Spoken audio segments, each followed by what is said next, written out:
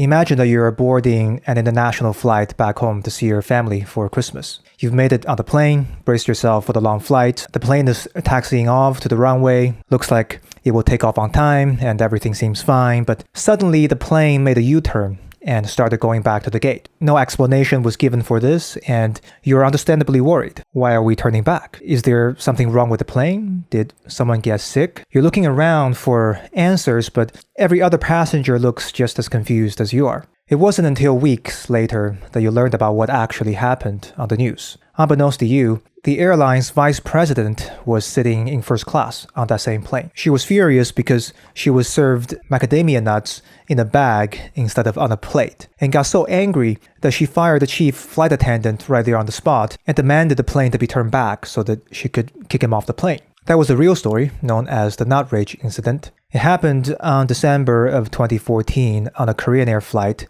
departing from New York. The vice president in question was Heather Cho, daughter of Korean Air's then CEO, Yang Ho-cho. The incident sparked global outrage over Heather's unchecked privilege and elitism. But you might be surprised to know that her sense of entitlement isn't necessarily uncommon. Rather, it's rooted in the system she comes from, the Chaebols.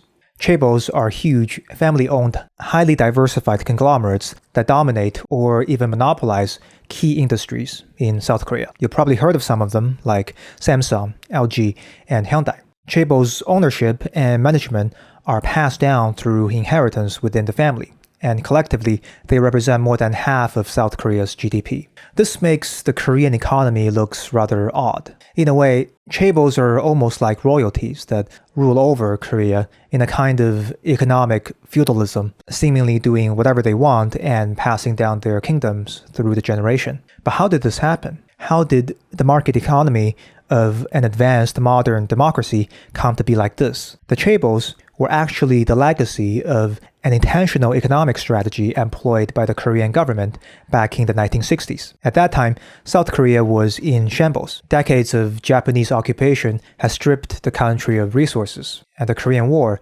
left millions dead and infrastructure in ruins. Economically, South Korea's GDP ranked amongst the poorest in the world, and politically, the nation was deeply unstable, with a weak government paralyzed by infighting. It was during this turbulent time that an army general named Park Chung-hee staged a military coup, overthrew the government, and gained control over South Korea. Park would later suspend the constitution through martial law and rule the country as a dictator. And it was this man who initiated the economic strategy that resulted in the Chaebols we know today. I'm not sure how much we should read into the fact that Chaebols were essentially initiated by a dictator, but despite Park's moral failings, he did accurately recognize a key economic reality about South Korea. The country was too small to solely rely on domestic consumption for drastic growth. If rapid economic development was the goal, a different strategy was necessary. To figure out what that would be, Park likely took inspiration from the economic miracle of Japan. In the 1960s, Japan was transforming itself from a war-torn nation into a global economic powerhouse, rivaling the US and West Germany. Japan achieved this through a focus on exports, fueled by internal industrialization and technical advancement. But this wasn't the strategy that Korea was ready to copy right away, because there simply wasn't much to export from Korea. The nation was largely agrarian, in other words, mostly consist of farmlands with minimal industrialization. To industrialize quickly, Park likely drew inspiration from Japan's zaibatsu, which were powerful conglomerates that once dominated Japan's economy, very much like the Chaebols of Korea. Park used to be an officer in the Japanese army during Japan's occupation of Korea and likely witnessed firsthand how effectively the zaibatsu industrialized the northern part of the country. After Japan's defeat in World War II, the zaibatsu system was dismantled by the US-led Allied occupation for being overly monopolistic and incompatible with equality and democracy. But Park didn't seem to care that much about equality or democracy, him being a dictator and everything. His priority was simply rapid industrialization, and a system like the zaibatsu was a good way to do it. And so an economic strategy modeled after the zaibatsu was born, and implemented through a series of 5-year economic development plans spanning 3 decades. These plans identified key industries such as shipbuilding, steel, chemicals, and electronics, and assigned certain family-owned firms to lead their development. For example, Hyundai was tasked with construction and shipbuilding, while Samsung took on electronics. To ensure their success, the government provided these companies with substantial support, including low-interest loans and tax incentives, allowing them to scale quickly and transform into globally competitive exporters. This resulted in massive economic growth, so much so that when you put it on a graph, it doesn't even look real. It just goes straight up. It looks more like a meme crypto coin in 2021 than the real economy of a country. This meteoric rise is often referred to as the miracle on the Han River, the Han River being a major river that goes through Seoul. So this is a good thing, right? Looks like the Chaebol strategy worked. Everyone in South Korea got rich and now spends eternity in happiness, right? No. While Chaebols did make Korea rich, they also created a lot of problems in the process. To start, it's made the Korean economy rather monopolistic because the kind of industries that Chaebols dominate tend to have large barriers to entry. For example, industries like shipbuilding and car manufacturing require huge upfront investment in infrastructure such as factories and machinery. And industries like electronics and semiconductors require long-term investment in R&D. To acquire the technology and technical know-how to design and manufacture the high-tech products. This means that it will be extremely difficult for the average entrepreneur to compete with the Chaebols, since the entrepreneur can't usually afford these upfront investments. Even the Chaebols themselves could not afford these investments back in the day. They had to receive help from the government. But the entrepreneurs of today won't have this kind of governmental support. Furthermore, these industries tend to have large economies of scale,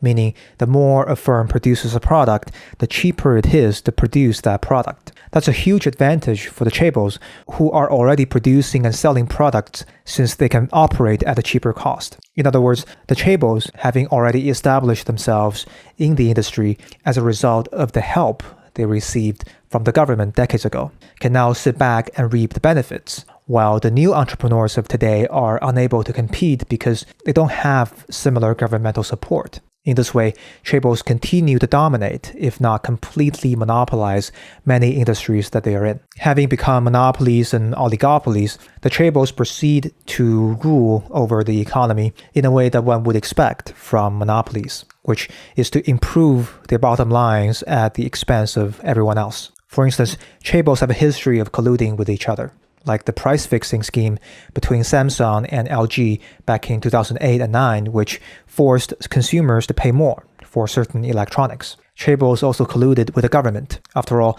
that's kind of how they got started in the first place, and it seems that they are trying to maintain that tradition, so to speak. As a result, there are many cases of Chaebols bribing government officials in exchange for preferential treatment. Chaebols also are known for being the best employers. For instance, in 2007, some employees working in Samsung's semiconductor factories started developing serious illness, including various forms of cancer, as a result of the unsafe work environments that exposed them to hazardous substances. The first response from Samsung was to cover this up and deny that it happened. It was not until years of legal battles and news reports and advocacy groups later that Samsung finally apologized and provided compensations. Additionally, Chaebols would sometimes prioritize their personal interests over even the long-term success of their own companies. For example, Chaebols commonly pass down not just company ownership, but also management roles within the family. While this might seem normal for a small family business, it's unusual for publicly traded companies. Imagine if Apple chose Steve Jobs' children and grandchildren as CEOs instead of hiring the most qualified candidates. Now, I have no beef with Steve Jobs' family. They seem lovely. But in that hypothetical scenario, Apple would be prioritizing Jobs' family control over competence and business performance. And an investor would likely have second thoughts about investing in Apple in that case. This is why this pattern of prioritizing self-interest has led many investors to shy away from Korean companies, contributing to a phenomenon called the Korea discount. This is the tendency of Korean stocks to trade less than their international peers. Now, to be fair, there are other reasons for this, such as the geopolitical tension with North Korea and restrictive foreign investment regulations. But the way that Chaebols conduct business is definitely one of the major reasons. Now, despite how things might look, the situation isn't totally hopeless. There are some things that are keeping the Chaebols in check. The first is global competition. While Chaebols dominate South Korea's domestic economy, they do face fierce competition globally in certain industries. For instance, Samsung's semiconductor business has been struggling lately against major international players like Qualcomm, Nvidia, and TSMC. And as globalization intensifies, international competition will only become more relevant over time, pushing Chaebols to either improve their game or suffer losses. And on the topic of global competition, it's worth acknowledging that insofar as Chaebols' presence on the international markets has elevated competition, it's generally been a positive influence on consumers. It's increased innovation. For example, Samsung was the first to introduce folding phones to the North American markets, pushing other tech companies to innovate. Similarly, Hyundai's Ioniq 6, one of my favorite electric sedans, has raised the bar for EV design. I mean, just look at it. The thing looks like a cyber snail. By bringing these innovative products to global markets, Chaebols force competitors to step up, ultimately leading to better and more affordable options for consumers. Apart from global competition, the Korean government has also noted the problems brought on by Chaebols' dominance and taken actions to address them. For instance, the Korean Fair Trade Commission and some parts of law enforcement in general has started keeping a closer eye on Chaebols' anti-competitive practices. One of the notable examples of this occurred in 2017, where Lee Jae-young, the de facto leader of Samsung, was convicted of bribery and embezzlement related to the former Korean President Park Geun-hye, for which he received a 5-year prison sentence. Although he was later released on appeal, he was again sentenced to prison in 2021, but then again granted parole sometime later. But then just last month, the prosecutor again started demanding a 5-year sentence for Lee regarding a controversial merger in 2015. Now, I don't have access to all the details behind these court proceedings, but it appears from the outside that there's a tension in Korea between those who want to crack down on Chaebols' bad behaviors and Chaebols' influence in various facets of Korean institutions. In other words, although Chaebols still have their hands on the puppet strings that entangles Korea, Korea is fighting back as well, and persistently at that. Chaebols no longer have as much unquestioned power as they once did. But how this fight will turn out in the end remains to be seen. Ultimately, the problem of Chaebols is one of contradiction. On the one hand, they have been instrumental in transforming South Korea into a modern economic powerhouse and raising millions of people out of poverty. But on the other hand, their monopolistic dominance has left a mixed legacy that the country continues to grapple with to this day. But the Chaebol story isn't just about Korea. It's a universal lesson in how ambition, privilege, and reform collide in a rapidly modernizing world. How South Korea handles this will shape its future, and the world will be watching.